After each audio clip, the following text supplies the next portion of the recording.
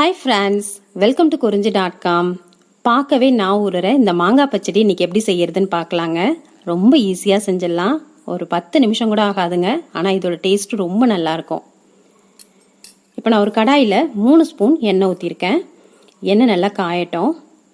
இப்போ மாங்காய் சீசன் ஆரம்பிச்சிடுது. எங்கே பார்த்தாலும் மாங்காய் தாங்க. இப்போ இந்த மாதிரி டைமில் நம்ம மாங்காய் வாங்கி இப்போ இந்த மாதிரி திருவி பச்சடி செஞ்சு ஃப்ரிட்ஜில் வச்சுக்கிட்டோம்னா 2-3 மாதம் வச்சு யூஸ் பண்ணலாம். ஒன்றுமே ஆகாது, ரொம்ப நல்லாயிருக்கும். இப்போ இதில் ஒரு அரை ஸ்பூன் கடுகுளுத்தரிசி சேர்த்து நல்லா பொரிய விட்டுடலாம்.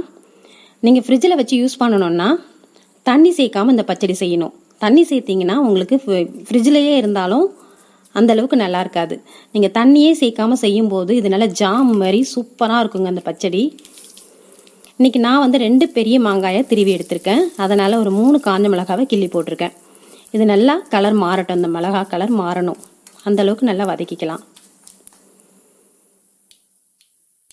இப்போ இது கூட கொஞ்சமாக கருவேப்பிலை,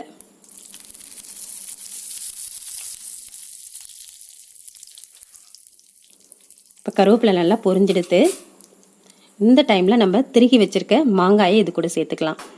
நான் 2 மாங்காயுமே ஒட்டு மாங்காயாக எடுத்திருக்கேங்க. இதில் புளிப்பு கொஞ்சம் கம்மியாக இருக்கிற மாங்காயாக பார்த்து செலக்ட் பண்ணியிருக்கேன்.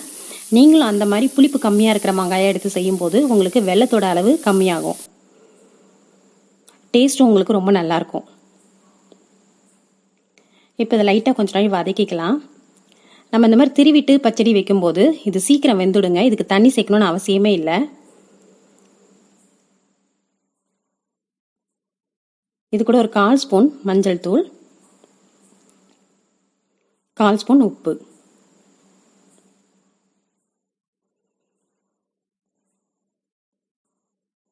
இது ரெண்டையும் சேர்த்து நல்லா கலந்து விட்டுடலாம். இப்பயே ஓரளவுக்கு நல்லா வெந்தெடுத்து இருந்தாலும் இதை தட்டு போட்டு தீயை ஃபுல்லாக கம்மி பண்ணிவிடுங்க. சிம்மில் வச்சுட்டு ஒரு தட்டு போட்டு மூடி வேக விட்டுடலாம். தண்ணியே சேர்க்க வேணாங்க. பாருங்கள், மாங்காய் நல்லா வெந்தெடுத்து.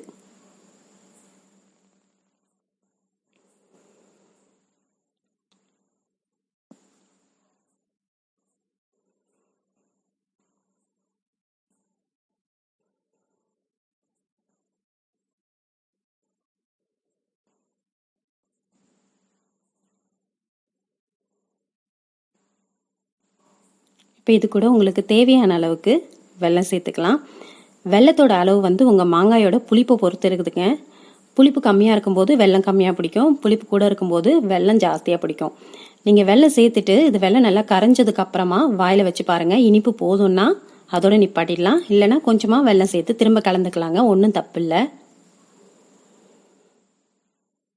இப்போ இது வெல்லம் நல்லா கரைஞ்சி கொஞ்ச நாள் வதங்கட்டும். பாருங்கள், நமக்கு பச்சடி நல்ல ஒரு கலரில் வந்துடுச்சு. நீங்கள் வெல்லம் மட்டும் அந்த தூசு துப்பு கல்லுலாம் இல்லாத மாதிரி பார்த்து வாங்கிக்கோங்க. நல்லா சுத்தமான வெல்லமாக எடுத்துக்குங்க.